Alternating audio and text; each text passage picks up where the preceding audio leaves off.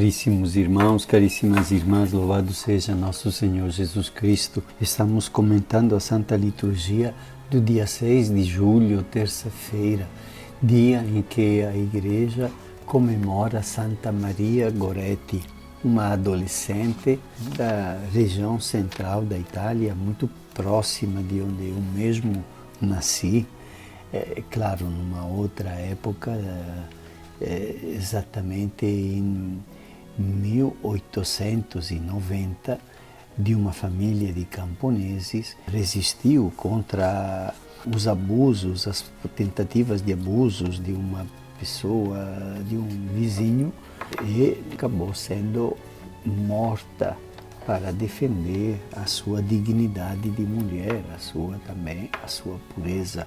A Maria Goretti se torna um modelo que preza acima de tudo a sua dignidade e que não cedeu àquelas pressões para se tornar um objeto nas mãos da pessoa que queria tirar proveito dela, do corpo dela.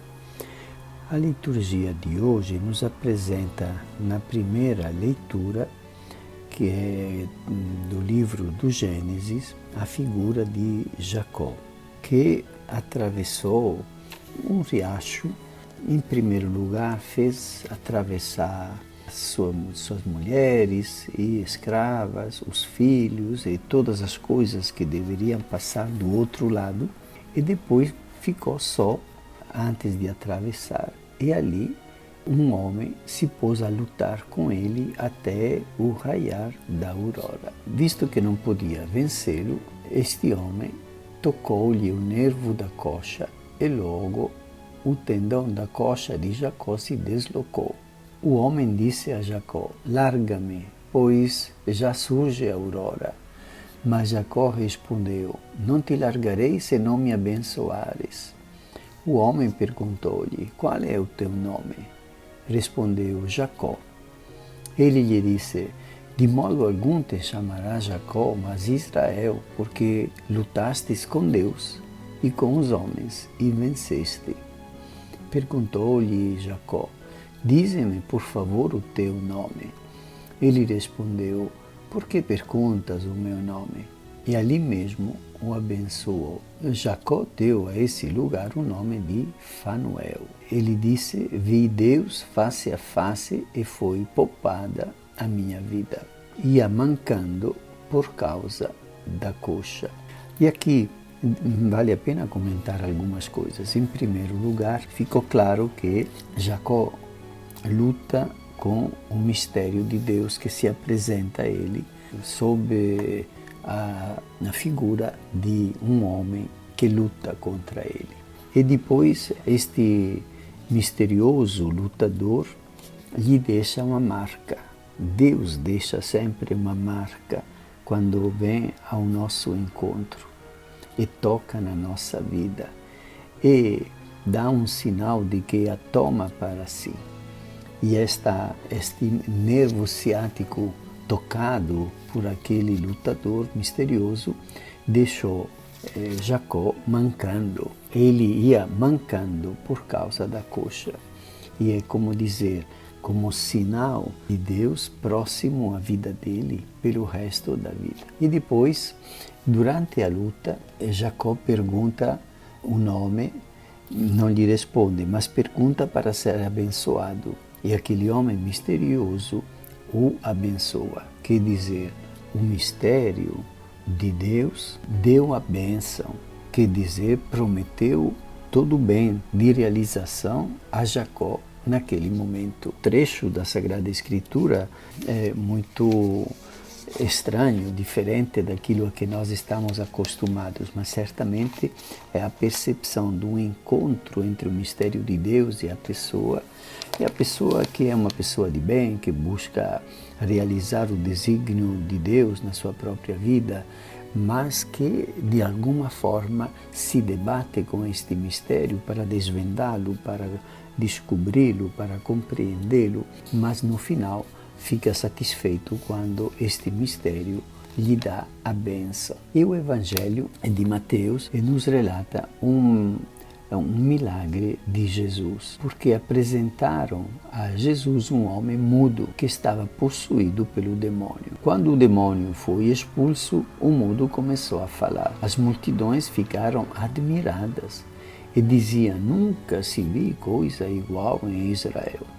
Os fariseus, porém, diziam: é pelo chefe dos demônios que ele expulsa os demônios. E Jesus percorria todas as cidades e povoados, ensinando em suas sinagogas, pregando o evangelho do reino, curando todo tipo de doença e enfermidade. Vendo Jesus as multidões, compadeceu-se delas, porque estavam cansadas e abatidas como ovelhas que não têm pastor. Então disse a seus discípulos: a messe é grande, mas os trabalhadores são poucos.